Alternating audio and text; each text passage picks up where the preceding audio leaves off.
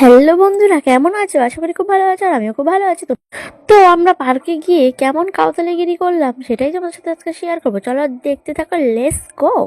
তো প্রথমেই আমরা বাচ্চাদের মতো দোলনায় চড়ে নিলাম, আর দোলনায় কিন্তু শুধু বাচ্চারা চড়ে না, আমরা বড়রাও চড়ি, ঠিক আছে? সো বড় বড় দৌড়ে দৌড়ে হাঁটি হাঁটি পায়ে গিয়ে আরেকটু ভিডিও নিলাম। তারপরে ইনি বললো যে চল একটু ভিডিও করি হেঁটে, একটু রিয়াকশন দিই। তারপরে এই ভাইটা যে মাঝখান থেকে এমনভাবে এসে পড়েছে, না জানি সব শেষ করে দিল। সো তারপরেও আবার এমনভাবে দৌড়ে গিয়ে মানে হচ্ছে জঙ্গলের ভিতরে ঢুকে যাব। এবার আমরা উঠতেছি পাহাড়ে, মনে হচ্ছে পাহাড়ে কোনো জীবনও তো পাহাড়ে যায়নি, এখানেই মনে হচ্ছে পাহাড় পাহাড় ফিল করবো। আর কি আর কি বলবো না, আমরাই হচ্ছি ছোট বাচ্চা, বুইড়া গাধিগুলি মনে হচ্ছে ছোট বাচ্চা হইয়া গেছি।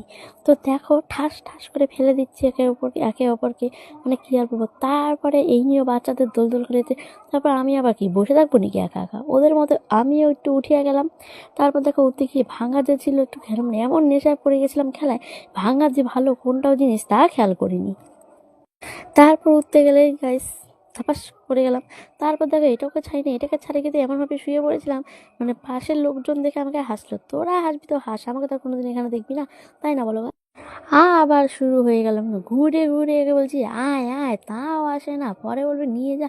আর মানে কি বলবো, এমন দৌড় দিচ্ছে মনে হচ্ছে কোনো বাঘ ভাল্লুক তাড়া করেছে। এমনি তো ফরেস্টের